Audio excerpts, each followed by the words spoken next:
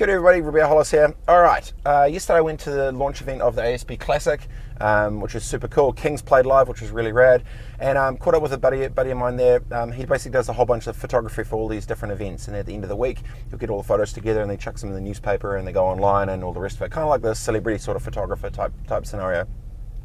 Real good dude, does this thing. Anyway, we're yarning away, and because he does a lot of these, I said, do you come to some of these things and literally some of the girls or guys or whatever, their entire life's goal for, you know, the young 20s and the cool it crowd or whatever is to try and make the shot to get in the thing? He's like, oh, 100%. And so, you know, he'll cruise around and people are trying to get his attention to try and get the photo, to get the chance to get in the mix. Basically chasing the byproduct of success or perceived success or the cool kids or whatever, instead of being passionate about the thing. Now here's the interesting thing. The problem is, instead of being passionate about what they're doing and the media and the parties and this other stuff comes as a byproduct, they're chasing the byproduct specifically. So there's no substance and depth of what they're doing, what they're passionate about. They're literally chasing the superficial thing that doesn't actually have much depth to it, which actually doesn't actually really help much at all. In snowboard world, and I've talked about it before, you know, like I love snowboarding so much, and everything that came along with it was a byproduct. Being able to have, you know, get all your stuff for free and be able to travel and party and the friends and all the rest of it. The byproducts came after the core of the passion of what you're passionate about.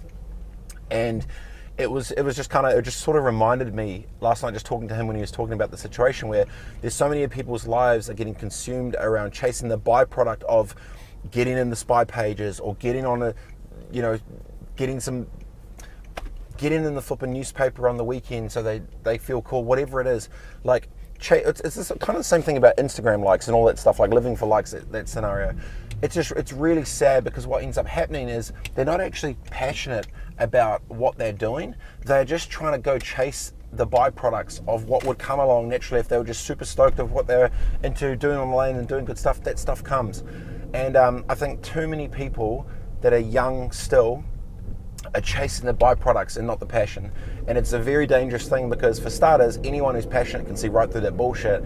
And the reality is, unfortunately, regardless if you're the hottest, coolest, spunkiest, dapperest, whatever it is, crowd right now, in 10 years you won't be.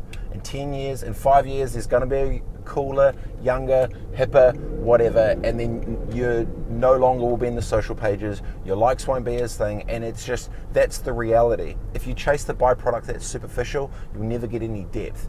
And it's sad to see so much time and energy wasted on something that really, really doesn't mean much. Chase the passion, not the byproduct. See you guys soon. Peace.